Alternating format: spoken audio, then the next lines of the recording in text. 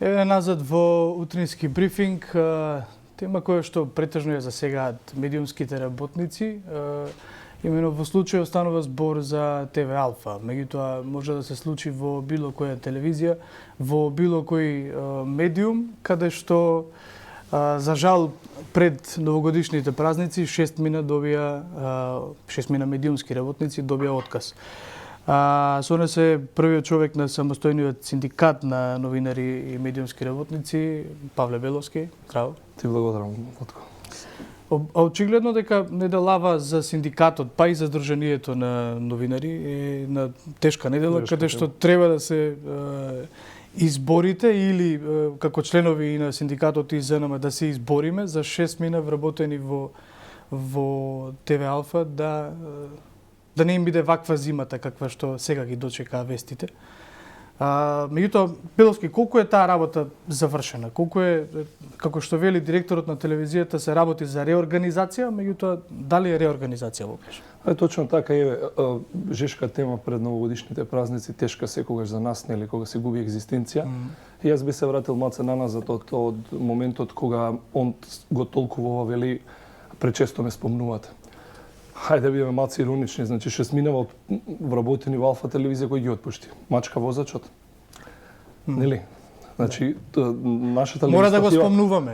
Мора да го спомнуваме нашата, видете, и да сакаме да го избегнеме, ќе речеме дека мачка возачот ги отпуштил 6 мината вработени.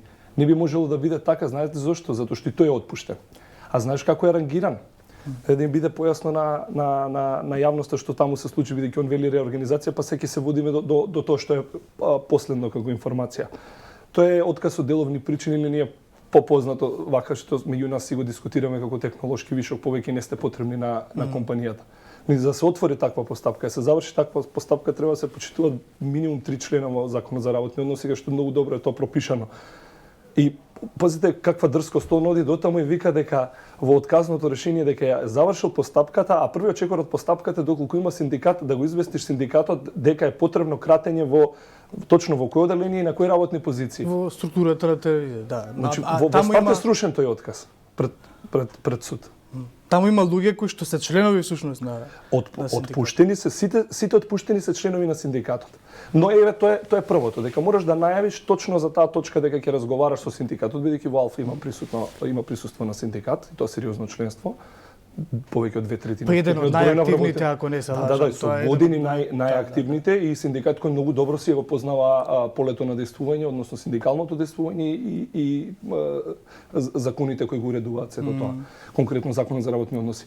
Видете, имаме таков преседан што возачот тој е вториот услов за да може од деловни причини се даде отказ, нели откако ќе го известите и во медијација ќе влезете со синдикатот, кога ќе се утврди кои позиции повеќе не се потребни, се финансиско оптоварување на работодавецот, после се прави бодување кој во тоа оделение кој треба да замине, односно последен дојден каков семеен статус има и како придонесувал за фирмата. Во случајот возачот е рангиран со човек кој никој не го знае и никој не го познава од вработените.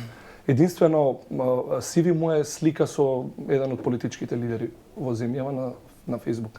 Никој никогаш не го видел дека дошол на работа и тој човек е подобро рангиран од оној кој е отпуштен, а со години, 12 години точно, секој ден доаѓа на работа и си ги извршува работните обврски. И ние имаме и вакви форми на отказ. И ние денеска треба да разговараме за зошто ова повеќе не треба да се случува. Не, откази ги се случуваат, фирми ќе се затворат, фирми ќе одат во стечајно. Сето тоа мора да е прецизно според да се направи селекција, да се направи рангирање, да се направи. Треба да се почитува законот. Јас стварно мене не ми е јасно, значи после волку лоши искуства.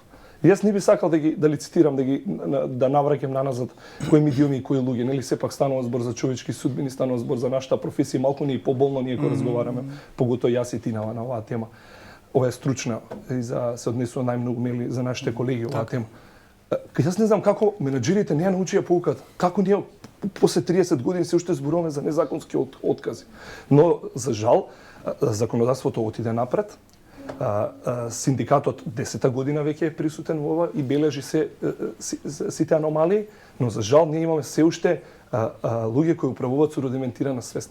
Јас не знам како поинаку се тоа да го заокружам како приказ. Законски односи во 2021 година кои ќе паднат на суд и пази, Владко, Сите 6 ќе паднат на суд? Сите 6 ќе паднат. За сите поединечно ќе разговараме, сите 6 ќе паднат. Јас ти кажав само еден. Вториот е ни отпушта синдикален представник, третиот во случајот. Бидејќи голема синдикална организација, ние бевме принудени централата на барање на членството во Алфа да избереме дополнителни, освен претседателот на синдикалната група, неговиот заменик и уште еден заменик, затоа што зборуваме за 70 луѓе кои треба да бидат водени и организирани на секојдневно ниво, особено со толкав корпус на проблеми како што се дисциплински постапки и 3 пати кратење на бојкот и најава за протест. И он ни го отпушта третиот синдикален представник на синдикалната група заменик, што точно во Законот за работни односи е наведено дека 2 години не може да добие право, не може да има да добие отказ, особено не од деловни причини, од кратење на или реорганизација на работното место. И го отпушта точно 2 години активни и уште 2 години од кога ќе му заврши мандатот, ако не биде реизбран за синдикален представник.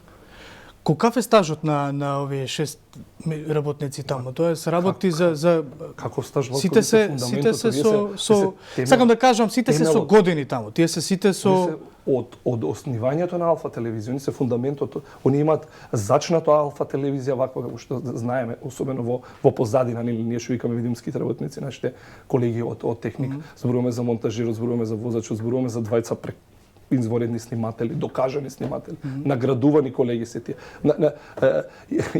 И уште еден елемент во незаконитоста на отказот. Еден од отпуштените пред 2 месеци е награден. Значи, тоа се подудира во судската пракса, тоа ќе го препознае.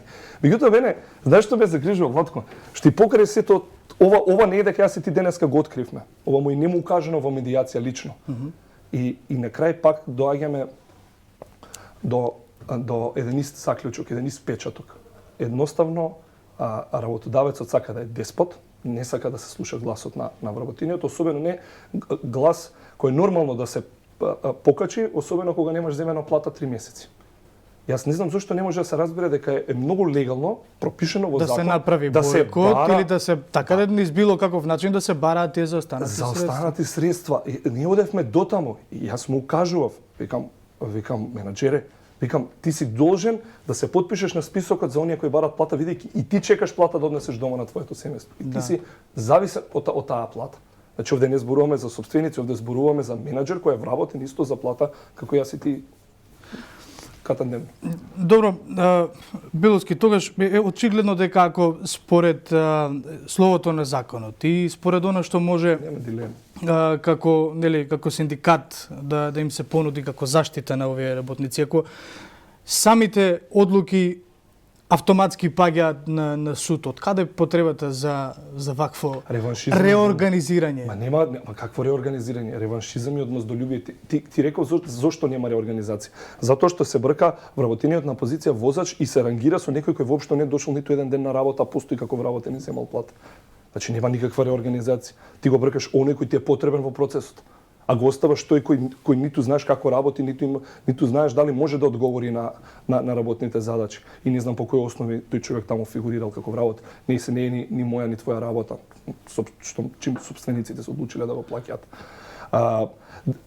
Значи, на крајот од денот, финансиската штета од штетите ќе ги плати компанијата, не лошото менаџирање на бојаџи, туку ќе ги платат собствениците и компанијата која наместо да се грижи да има добивка, ќе има загуби со овие загубени судски процеси, наместо тие пари да се пренасочат понатака за тоа што е нужно и тековно К15 во овој период или пак додатоци или пак подобра програма, еве на крајот од денот подобра програма која ќе носи поголема гледаност и поголем финансиски бенефит, парите ќе завршуваат на суд. Јас сум 12 години ова присутен, јас не паметам отказ на медиумски работник кој не е завршен во негова полза со ретки исклучоци, меѓутоа тоа беа во други времиња кога судовите и баш не работеа по убедување на пословото на закон. Паметиш нелогични откази?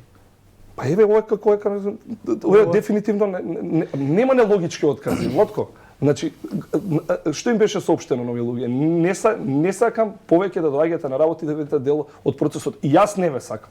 И сега под плаштот и изговорот за некаква деловни причини, финансиско кратење. Тоа е најчест изговор. Да нема никој забуна од нашите колеги и од јавност. Деловни причини. Компанијата го работела не работела со добивка. Зборуваме за медиум, зборуваме за национален медиум.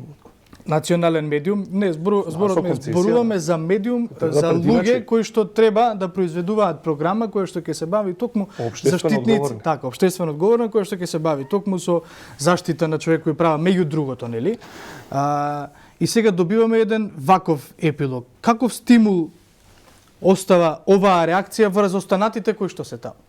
Бидејќи сега е Алфа, рековме на почетокот, може ќе биде друг медиум, може и ние да бидеме во истата ситуација каде што ќе треба да испротестираме, избојкотираме и на било кој начин. И тие новинари, тие медиумски работници внатре ќе се плашат да го кренат својот глас, ќе се плашат да одговорат на своите барања, она што им е принципиелно всушност. Па ти го кажа есенцијалното, само треба да заклучам. Потребата ти да организираш 15 минути овде, јас да зборувам на оваа тема 15 минути, токму во насока на она што треба да го докажеме, дека со страф и неизвестност ние понатаму не можеме да имаме здрави медиуми и да имаме професија која ќе биде привлечна. И на крајот епилогот од вакви состојби не гледаат наши идни млади колеги. Сика, чекајте, што ќе барам јас овде во иднина, кога повозрастните колеги со над 10 годишно искуство не може да го добијат тоа што им следува по закон, зашто воопшто јас да се амбицирам, мотивирам да партиципирам во оваа професија. И многу е видлив епилогот од сиве овие години на деструкција во нашата професија. Обесхрабрување, предизвикување страф и неизвестност за барање и остварување на загарантираните права, основното право на плата за нешто што е сработено. И ние имаме со месеци не можеме да најдеме на оглас да најдеме подмладок, така? И ти си сведок за сето тоа. Јасно, и тоа е така во многу од медиумите. Затоа ни требаат овие победи. Никој ќе рече, па да се снајдува луѓето, зошто ќе одите на суд? Па баш заради тоа да го тргнеме впечатокот дека оваа професија е на дното, дека оваа професија воопшто не е атрактивна и не треба повеќе никој да се занимава со неа. А колку е нужна, колку е важна. Една од најважните, ако не, нели? Бидејќи така се доаѓа до информација кај јавноста, пред да ти се заблагодарам, Беловски, јас немам сомнение дека Јани Бојаджи како менаџер, како директор на телевизијата ќе има некаква реакција, без разлика дали е тоа колумна, дали е тоа изјава, дали што и да е. Меѓутоа зборуваме, она што е важно е да се извлечат поуки од ваквото јавно говорење или јавна анализа, бидејќи со Инаед, не знам дали е Инаед во прашање, меѓутоа со несоодветни постапки трпи новинарството, не трпи само ТВ Алфа, трпи неговата компанија каде што не вработи не зема плата. Јасно, да. И колку е тоа поразително. И токму тоа е намената на ова анализа и разговор. Павле Беловски, претседател на Синдикатот на новинари и медиумски работници, благодарам. Како и секогаш, ти благодарам.